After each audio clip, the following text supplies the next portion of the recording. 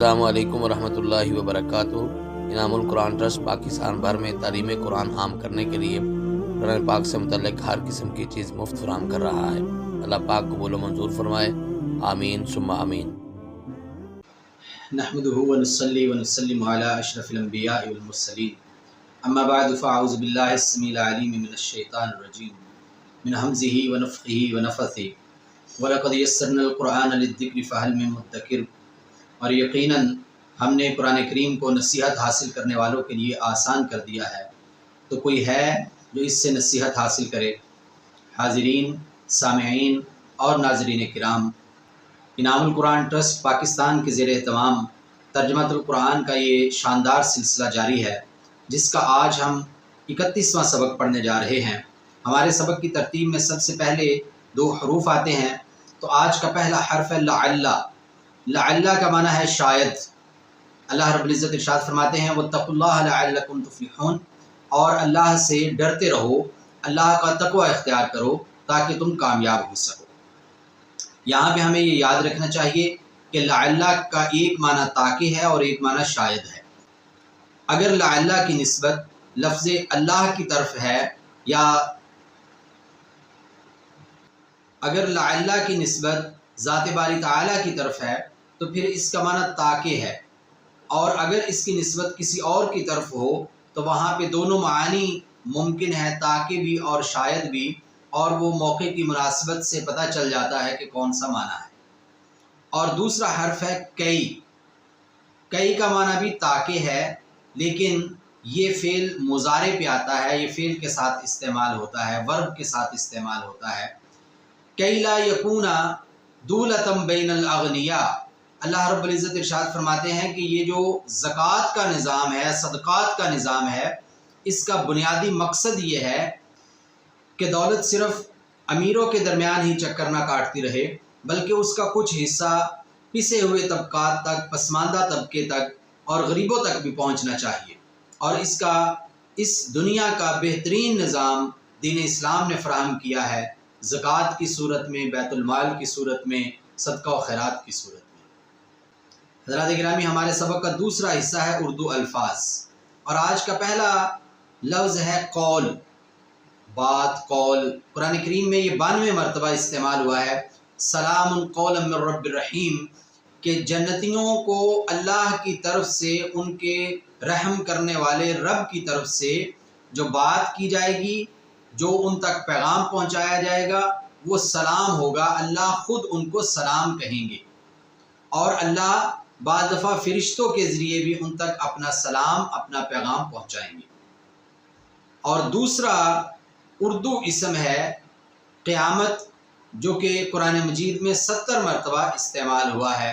لا اقسم بیوم القیامہ، اللہ رب العزت ارشاد فرماتے ہیں کہ میں قیامت والے دن کی قسم اٹھاتا ہوں۔ اور تیسرا اردو لفظ ہے قوم، جو کہ قرآن مجید میں 53 مرتبہ استعمال ہوا ہے۔ ارشاد باری تعالی ہے قال الملأ من قوم فرعون، فرعون کی قوم کے جو سردار تھے وہ کہنے لگے۔ چوتھا اردو اسم ہے اکبر، جو کہ قرآن مجید میں 23 بار استعمال ہوا ہے۔ اکبر کا مطلب ہے بہت بڑا، یا سب سے بڑا، یا بڑا۔ اور اللہ رب العزت ارشاد فرماتے ہیں قل ای شیء اکبر شہادۃ قل اللہ، کہہ دیجئے کہ شہادت، گواہی کے لحاظ سے کون سی چیز سب سے بڑی ہے، تو پھر دوبارہ یہ کہہ دیجئے کہ اللہ کی ذات ہی سب سے بڑی ہے۔ کیونکہ اگر گواہی دینی ہے تو اس کے لیے بنیادی شرط یہ ہے کہ وہ شخص، وہ ذات، وہ ہستی وہاں پہ موجود ہو، اس کو ان حالات کا پتہ ہو۔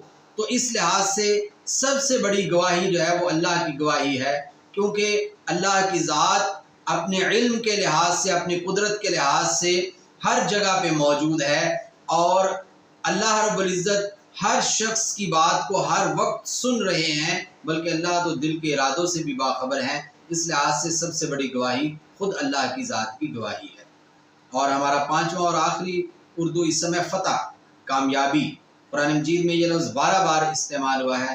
ارشاد باری تعالی ہے انا فتحنا لک فتحا مبینا، صلح حدیبیہ کے وقت اللہ رب العزت نے سورہ فتح نازل کی، اور وہ معاہدہ کہ جس کو مسلمانوں میں سے بھی اکثر صحابہ یہ سمجھ رہے تھے کہ گویا ہم نے کچھ دب کر یہ معاہدہ کر لیا، اس کی شرائط بظاہر کچھ ایسی تھی کہ جو بعض صحابہ یہ سمجھ رہے تھے کہ یہ تو ناانصافی پہ مبنی ہے، کہ جو سہولت مشرکین مکہ کو دی جا رہی ہے وہی سہولت پھر مسلمانوں کو بھی ملنی چاہیے، لیکن اس کی حکمتیں اللہ زیادہ بہتر جانتے تھے، اور اسی وجہ سے اللہ رب العزت ارشاد فرماتے ہیں کہ یہ آپ نے بہت واضح فتح حاصل کر لی ہے۔ اور آنے والے 1-2 سال کے اندر صحابہ نے اپنی آنکھوں سے وہ نظارے دیکھے کہ کس طرح اس صلح حدیبیہ کے اثرات اسلام اور مسلمانوں کے لیے بہترین ثابت ہوئے، اور واقعتاً یہ بہت زیادہ جنگوں سے بھی بڑی کامیابی ان کے لیے بن گئی۔ اور ہمارے سبق کا تیسرا حصہ ہے عربی الفاظ۔ تو آج کا پہلا عربی اسم ہے خزیون۔ خزیون کا مطلب ہے رسوائی۔ قرآن مجید میں یہ لفظ 11 بار استعمال ہوا ہے۔ لہم فی الدنیا خزیون، فرمایا کہ جو کفار ہیں، جو اللہ کے باغی ہیں، ان کے لیے دنیا میں بھی رسوائی ہے، آخرت میں تو ان کے لیے دردناک عذاب ہے، ان کے لیے بھڑکتی ہوئی آگ کا عذاب ہے، لیکن دنیا میں بھی ان کا مقدر رسوائی ہے۔ اور یہ یاد رکھیں کہ بظاہر اگر کسی جگہ کسی وقت کفار کامیاب بھی ہوتے ہیں تو اس کے پیچھے اللہ کی یہ حکمت کار فرما ہوتی ہے کہ مسلمانوں کے اندر وہ ایمان کا وہ جذبہ باقی نہیں ہوتا، یا مسلمانوں کی مزید آزمائش ابھی باقی ہوتی ہے، یا اللہ کی بے شمار حکمتیں ہوتی ہیں، لیکن اگر مسلمان صحیح معنوں میں ایمان پہ اسلام پہ کاربند ہیں تو پھر ان کے لیے کامیابی اور فتح یقینی ہے، اور کفار کے لیے ناکامی اور رسوائی کے سوا کچھ بھی نہیں ہے۔ اور دوسرا اسم ہے دابتن۔ دابتن کا مطلب ہے زمین پہ چلنے والی کوئی بھی مخلوق، اور قرآن مجید میں یہ لفظ 18 بار آیا ہے۔ ارشاد باری تعالیٰ ہے واللہ خلق کل دابۃ من ماء۔ اللہ رب العزت ارشاد فرماتے ہیں کہ ہم نے زمین پہ چلنے والی ہر چیز کو پانی سے پیدا کیا ہے، اور ایک جگہ پہ ارشاد فرمایا کہ اللہ نے اپنی ہر زندہ مخلوق کو پانی سے پیدا کیا ہے۔ اور آج کی سائنس اس بات پہ متفق ہے کہ اس کائنات کے اندر جتنی بھی مخلوقات ہیں، چرند پرند درند حیوانات اور نباتات اور انسان، سارے کے سارے پانی سے بنیادی طور پہ پیدا کیے گئے ہیں۔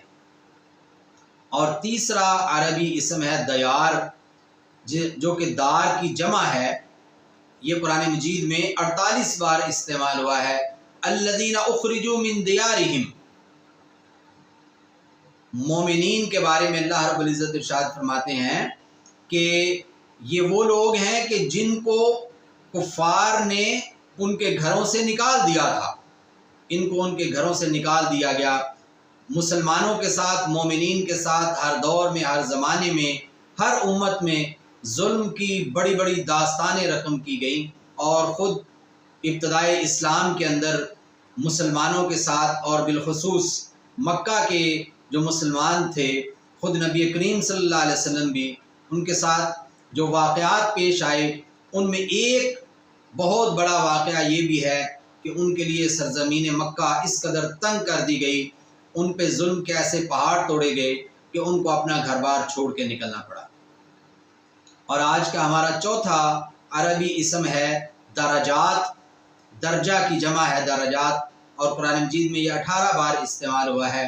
لہم درجات عند ربہم، مومنین کی شان بیان کرتے ہوئے اللہ رب العزت ارشاد فرماتے ہیں کہ قیامت والے دن جنت میں ان کے رب کے ہاں مومنین کے بہت بڑے بڑے مرتبے ہیں، بہت بڑے بڑے منزلیں ان کو ملنے والی ہیں، بہت بڑا مقام ملنے والا ہے، بڑے درجے ملنے والے ہیں۔ اور پانچواں عربی اسم ہے دمن۔ دمن کا مطلب ہے خون، او دمم مسفوحا۔ اللہ رب العزت نے وہ چیزیں کہ جن کا کھانا حرام ہے ان کا ذکر کرتے ہوئے ارشاد فرمایا کہ یا بہتا ہوا خون۔ دمن کا لفظ قرآن مجید میں 10 مرتبہ استعمال ہوا ہے۔ اور آج کا ہمارا छठा अरबी इसम है नजवा। नजवा का मतलब है सरगोशी करना, विस्परिंग करना, आहिस्ता आहिस्ता गुफ्तगू करना।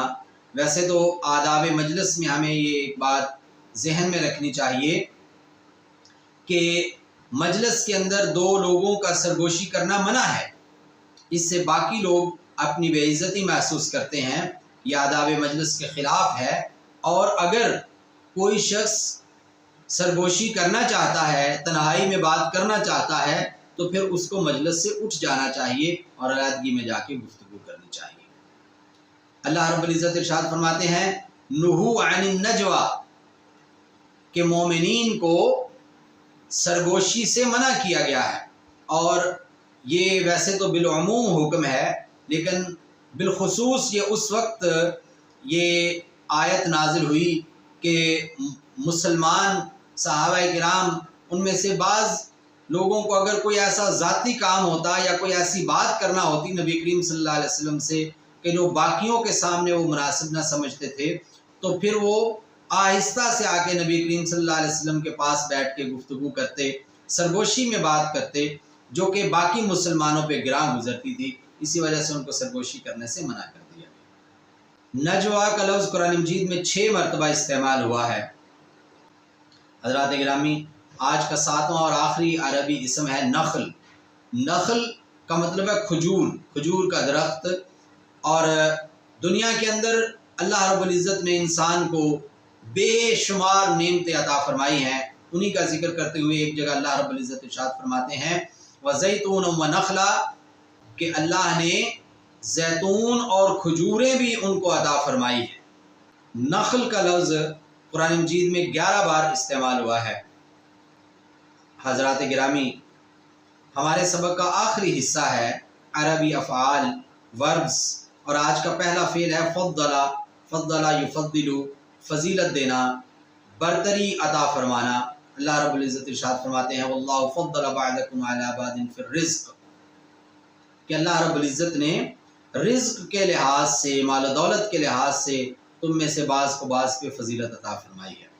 किसी को अल्लाह रब्बुल इज़्ज़त कम दौलत देते हैं, किसी को ज़्यादा देते हैं, किसी को अमारत से आज़माते हैं, किसी को गुर्बत से आज़माते हैं, किसी को खुशहाली से आज़माते हैं, किसी को तंगदस्ती से आज़माते हैं। और बाद दफ़ा किसी के पास कम दौलत का होना अल्लाह रब्बुल इज़्ज़त की तरफ से उस पर बहुत बड़ी नेमत होती है, और बाद दफ़ा किसी के पास बहुत ज़्यादा दौलत का होना उसकी या तो बहुत बड़ी आजमाइश होती है या ये है कि उसके लिए एक मुसीबत होती है। इसलिए दौलत के पैमानों के साथ किसी के अल्लाह के करीब होने को, किसी के नेक होने को नहीं तोला जा सकता है, और ना ही किसी के बुरा होने को तोला जा सकता है। और फ़द्दला फ़ेल कुरान मजीद में 17 बार इस्तेमाल हुआ है। दूसरा फ़ेल है अख़रा। अख़रा का मतलब है मुअख़्ख़र करना, देर करना, लेट कर देना किसी चीज़ को, किसी काम को बाद में करना। अल्लाह रब्बुल इज़्ज़त इरशाद फरमाता है युनब्बउल इंसानु बिमा क़द्दम व अख़्ख़र, कि इंसान को हर उस बात की खबर दी जाएगी जो काम उसने पहले किए थे, जो काम उसने बाद में किए थे। और अख़रा फ़ेल कुरान मजीद में 15 बार आया है। हज़रात गिरामी, आज का तीसरा अरबी फ़ेल है मद्ददा।